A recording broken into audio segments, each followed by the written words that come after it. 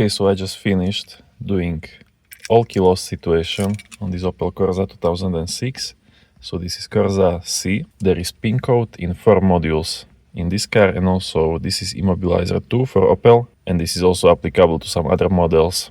I will try to find them and then list them as well. So if you have any problem that your modules are not synchronized, I will show you all the locations where you can find pin code. So first, you have it in instrument cluster. Either read it with scan tool like this, Autel for example, and if other components have same password, it is easy, you just program them. But what actually fucked me was that before someone replaced the immobilizer module in this car. This is immo module, and I found this module had its own transponder glued on top of it. So this original key was not even working to start car, and the permission to start was immobilizer getting from that transponder that was glued. But both Autel and EEPROM can actually read pin code through OBD socket, so you don't have to take instrument cluster apart. Then another way how you can read password is this immobilizer module. I tried using CarProc clone. I had original CarProc, should be able to do this, but my clone wasn't able. So if you need to read password from immobox like this, you can use this orange 5 clone to read it.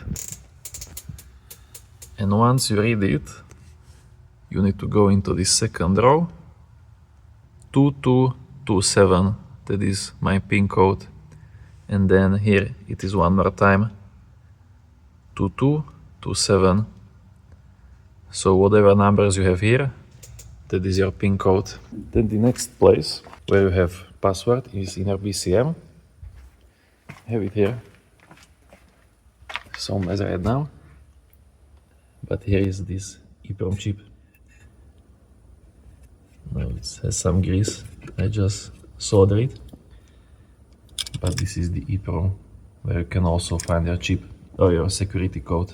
So last place is your engine control module. If you have some ECU flasher, I use the KT200, and also I read pin number from ECU, and it is stored in EEPROM. So you don't have to read flash, just read EEPROM. Okay, so these are 4 ways or 4 places where your immobilizer password is stored. And if your key programming fails, because old transponder can be programmed again to same car, but not to another car, so you might also need new transponder. This is ID40 PCF7935.